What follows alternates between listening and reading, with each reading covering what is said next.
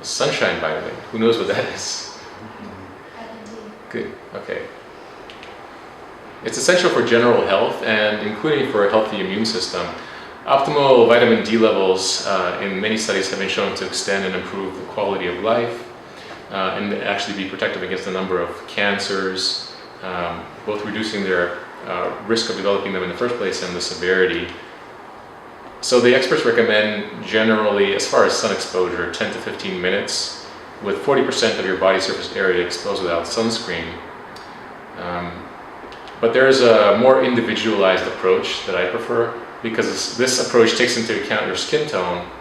And remember, the darker your skin is, the more sunlight you need to produce the same amount of vitamin D, right? Because the whole point of dark skin is to prevent UV damage, to your body, to your skin.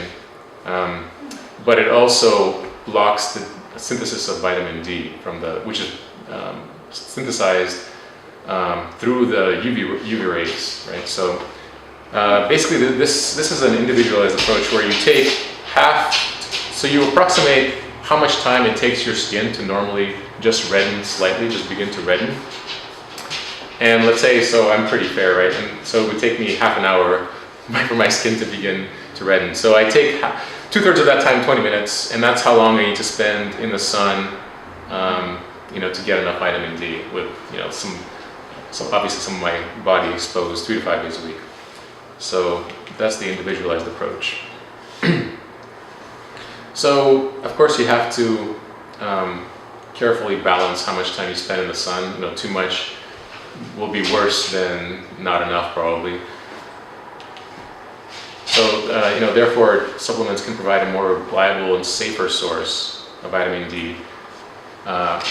Because there's complicating factors as well, like seasonal changes and the angles of the sun's rays or cloud coverage. Those things can compromise the reliability of vitamin D production. So if it's winter now and it's cloudy, right, you're not going to be able to make as much vitamin D, even if you are naked, sunbathing all day. And of course, there are risks of UV ray exposure. The good news is for adults, the quality of vitamin D supplements seems to be not as much of an issue as for other supplements, especially when you buy vitamin D as like the only ingredient in the supplement. So as far as like checking labs, you want to aim for these levels in the blood. So that's, your healthcare, your doctor can do these tests for you. But it's probably not routinely recommended for everyone, because a lot of times it's cheaper just to take a supplement. And basically everyone should be taking 2,000 international units of vitamin D a day. With this amount, you can actually achieve those levels in majority of cases. Okay?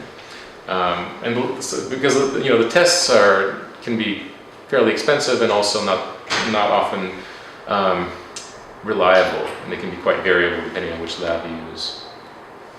So to achieve these levels, you basically need 2,000 to 4,000 units, with a higher end being for more obese and elderly patients.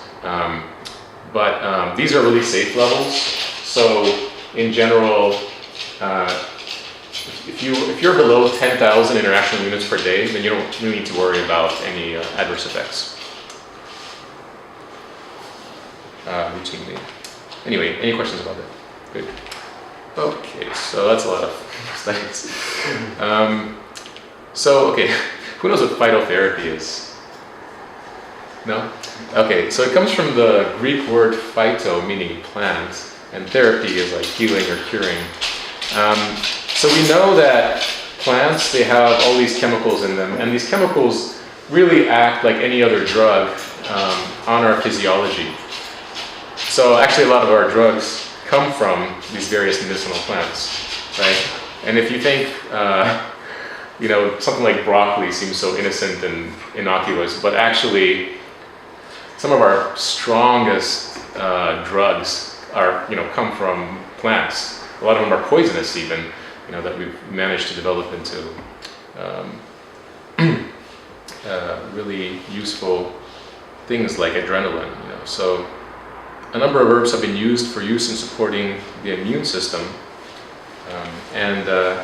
so we know that specific herbs and plants have specific biological actions on the body.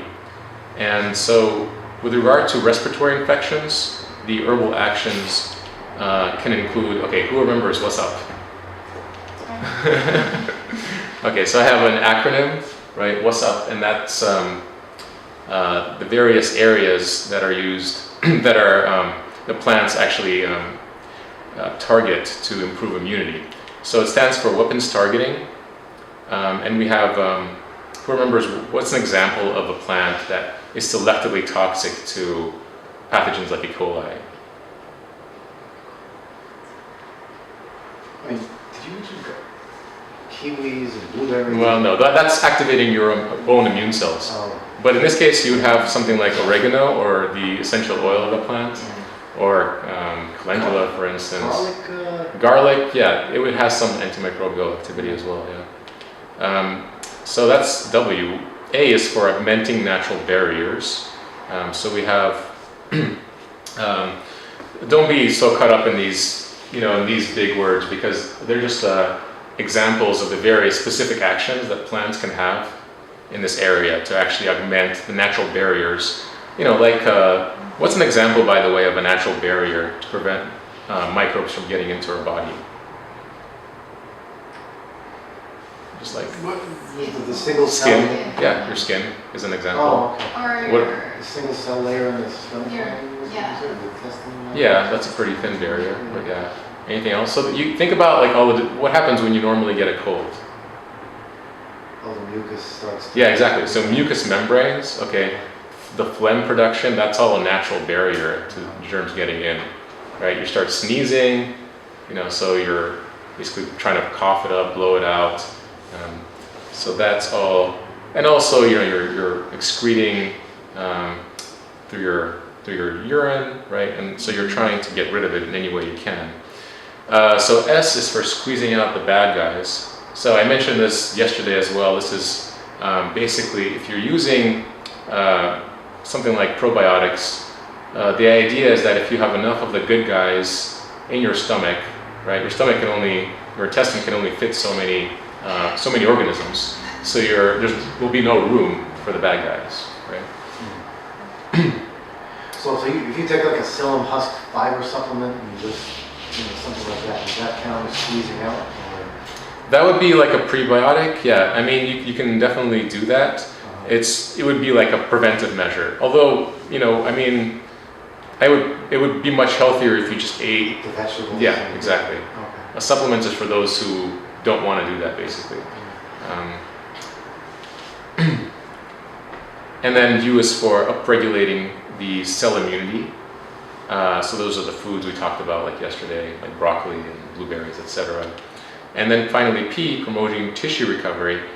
So those are herbs that, for instance, help to, we talked about golden seal, which helps to actually improve the integrity of the mucous membranes and the natural barriers. So that's what's up. And then I'll give you some examples of each of these categories. So we have under antimicrobial, we have herbs like thyme, fennel, and garlic. For expectorant, which means helping to cough up, we have thyme, fennel, and ginger. So some common herbs here. For immune enhancing, we have echinacea and andrographis. For herbs that help to protect the lining of our mucous membranes, like in our gut and in our lungs and throat, it's golden seal and gotucola. Diaphoretic means helps you to sweat, which will reduce a fever. That's the whole idea. Elderflowers and ginger. So of course the safety and efficacy depend on the quality of the supplement or herb you're using. So I have this, just to give you an example of how complex it can be with supplements. I have a little story about echinacea for you. Who knows what echinacea is? No?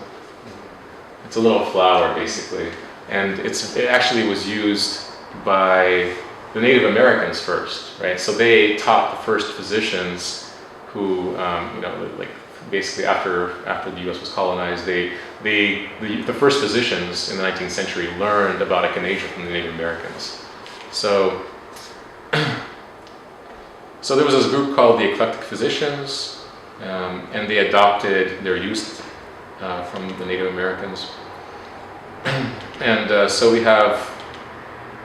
know that the main actions of Echinacea include a number of things. They enhance the immune system, they help to purify the body, and the lymphatic system, which is like basically it's so the lymphatic system is kind of like, well, the sewer pipe for the body.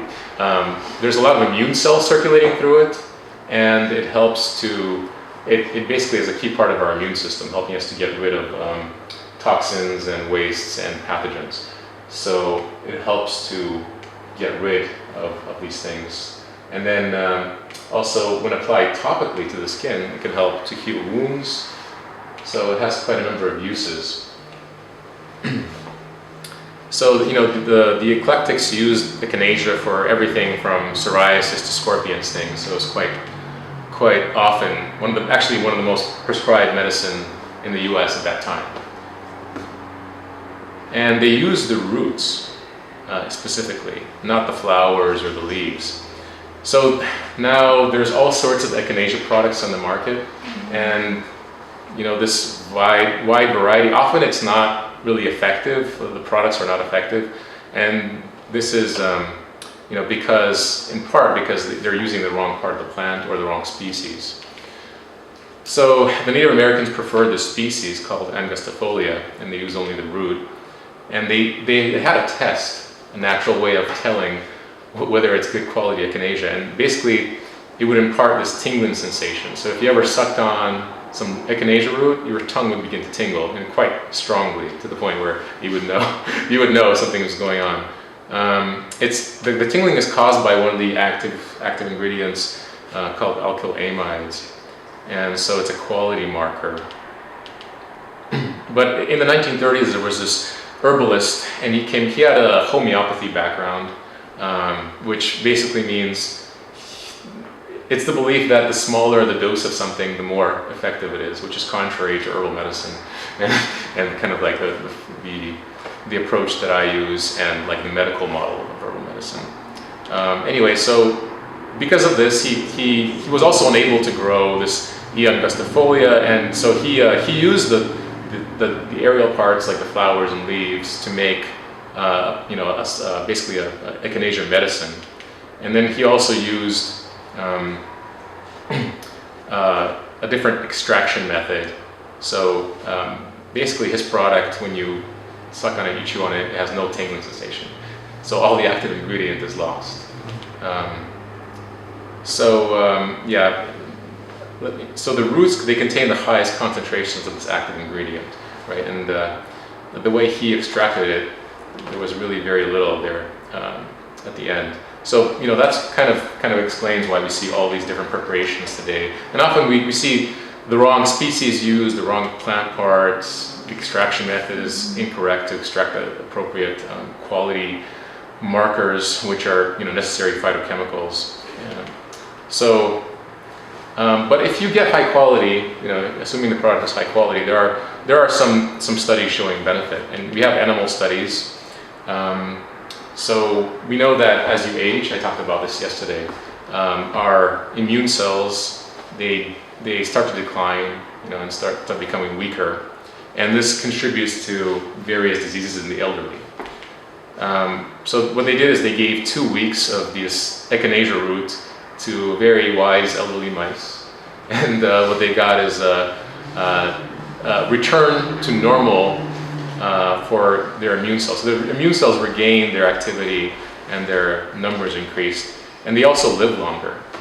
So studies show that basically Echinacea is best used as a prophylactic, not for acute support, right? So for prevention.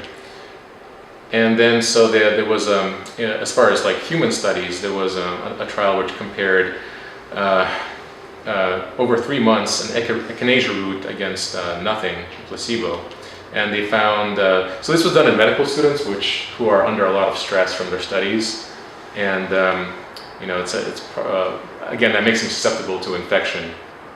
So what they saw is that the Echinacea group only had a 2% incidence of a cold compared to 10% for the placebo group. This is was another study with air travelers, which is another susceptible group. Because you guys are all familiar with, if you're flying somewhere, you're exposed to all sorts of pathogens from the air vents on the plane, and like people going, all kinds of people getting on and off very frequently. So there was a study done in these air travelers, and what it showed, they were given these Echinacea root tablets. So again, the Echinacea group had significantly fewer respiratory infections, about half, compared to placebo. This is a graph showing this. This is the Echinacea group here. This just means that the respiratory symptoms. So the fewer symptoms, the better. So this is the Echinacea group compared to placebo. Okay, so we know not all supplements are created equal. In the U.S., like I said before, they don't have to be shown to be effective or even safe prior to sale. So therefore, you have to research the quality of the supplement production process, with all these factors that we covered earlier, in the growing and the harvesting of the herb, to make sure that it's actually something worth taking. And because of the complexity of this process, it's very valuable to have the guidance of a healthcare professional to actually have, design a supplement support program for you individually. And so we're going to cover some points as to why you need a doctor who's knowledgeable about supplements to actually help you with this. So first, it prevents the masking of underlying pathology. So basically, let's say a patient has anxiety, right?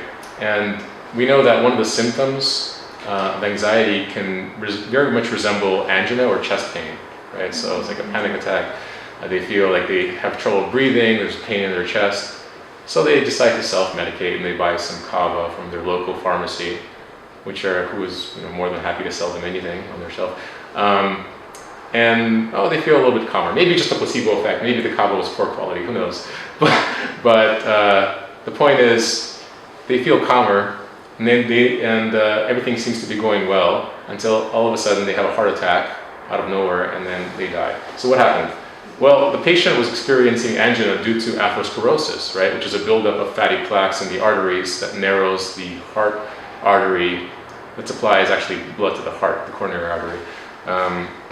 But he mistook that for anxiety, and because he self-medicated, this is the consequence. So obviously, if he had gone to his doctor, that could have been prevented. And so another point is that it rules out, so you have to rule out contraindications, precautions, interactions with diseases, health conditions, and drugs. All these things, are important to examine. Because we know, a lot of supplements, for instance, are contraindicated in pregnancy, some, in breastfeeding. So some conditions, like for instance, patients who have autoimmune disease or who have, for instance, inflammatory bowel disease shouldn't take nutritional yeast, right? Because it can actually make it worse. But everyone else, it's actually a healthy food. If you have gallbladder stones or even kidney stones, then you might want to think about the dose of turmeric you're using, because it actually causes the gallbladder to squeeze down quite hard. So, which actually can help you pass the stone, but at the same time it's quite painful if it's like a large stone, right? So that's all things to think about. Anyway, so we have to tailor the supplement regimen to the individual to optimize the effect, right? And the way we do that is we have all these assessments we use to look at, okay, what kind of health problem do you have? What are the various factors that contribute to it, right? So we have, let's say, a condition like heart disease, right? So there's all of these chronic conditions, there's all these factors that are contributing to the disease, right? So with heart disease, you know, you have just your attention for a sec. You